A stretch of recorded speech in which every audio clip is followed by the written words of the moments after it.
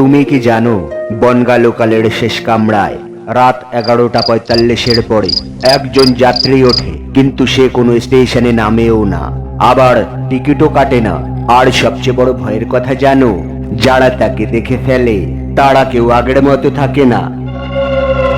আজ আমি বলবো বনগা লোকালের সেই শেষ যাত্রার গল্প, যেটা রেলওয়ের খাতায় নেই, কিন্তু লোকাল চালকদের মনে আজও দাগ কেটে আছে। আমার নাম অরিজিৎ। আমি তখন শিয়ালদা থেকে বনগা লোকালের নিয়মিত যাত্রী। অফিস থেকে ফিরতে ফিরতে প্রায় রাত হয়ে যেত। সেই দিনটা ছিল শুক্রবার, শেষ ট্রেন। রাত 11:38 বনগা লোকাল স্টেশনে তখন আলো কম, লোক প্রায় নেই, শুধু শেষ কামরাটাই অদ্ভুত ভাবে ভর্তি। আমি ভাবলাম শেষ ট্রেন, তাই ভিড়। কিন্তু ভিতরে ঢুকেই বুঝলাম কিছু একটা ঠিক নেই। লোকজন চুপচাপ বসে আছে, কেউ ফোন দেখছে না, কেউ কথা বলছে না, সবচেয়ে অদ্ভুত, কেউ জানলার বাইরে তাকাচ্ছে না। ট্রেন ছাড়লো, শিয়ালদা পেরিয়ে দমদম বিরাটি। হঠাৎ লক্ষ্য করলাম একজন লোক দাঁড়িয়ে আছে একদম দরজার কাছে, গায়ে পুরনো ধূসর পাঞ্জাবি, মুখটা আধা অন্ধকার, চোখ দুটো জানি না কেন কিন্তু তাকাতে ভয় লাগছিল। বিরাটি স্টেশন এলো, লোক নামলো, কিন্তু সেই লোকটা, সে নামলো না। মধ্যম গ্রাম এলো, আবার লোক উঠলো নামলো, তবু সে দাঁড়িয়ে।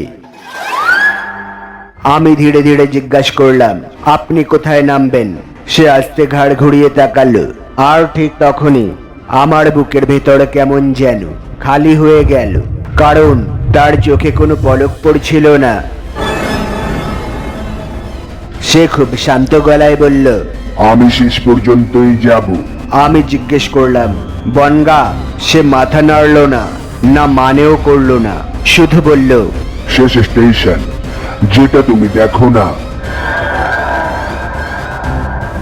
এই কথা শুনে আমার হাত পা ঠান্ডা হয়ে গেল। ঠিক তখনই ট্রেনের লাইট একবার ঝিলমিল করে নিভে গেল। হঠাৎ ট্রেন থামলো, কিন্তু সেটা কোনো স্টেশন না, চারিদিক অন্ধকার, জঙ্গল, দূরে ভাঙা প্ল্যাটফর্মের মতো কিছু। লোকজন গুঞ্জন শুরু করলো, ড্রাইভারের গলা স্পিকারে ভেসে এলো, কারা এমার্জেন্সি সেন্টারেছে। কেউ কিছু বলল না। আর ঠিক তখনই সেই লোকটা দরজা দিয়ে নেমে গেল। নামার সময় সে বলল, এই কামরায় যারা আছো তোমরা সবাই আজ আমার সাথে এসেছিলে একদিন। ট্রেন আবার চলতে শুরু করলো। আমি কাঁপতে কাঁপতে এক বুড়োকে জিজ্ঞাসা করলাম, ওটা কে ছিল? বুড়ো লোক ফিস ফিস করে বলল, তুই নতুন বুঝি? 15 বছর আগে এই লাইনে শেষ কামরাতে লাইনচ্যুত হয়েছিল। রাতের বনগা লোকাল, কেউ বাঁচেনি। আমার মাথা ঘুরে গেল। আমি বললাম, কিন্তু আমরা তো বেঁচে আছি। বুড়ো লোক জানালার দিকে তাকিয়ে বলল, আজও বেঁচে আছিস তো? বনগা স্টেশন এলো, সবাই নামলো। আমি নামতেই দেখি আমার জুতো কাদা মাখা, হাতে একটা পুরনো কাগজ, কাগজে লেখা রেলওয়ে দুর্ঘটনার রিপোর্ট 2009, শেষ কামরা, নিখোঁজ 23 জন। নিচে একটা নাম চকচক করছে, অরিজিৎ মল্লিক আমার নাম।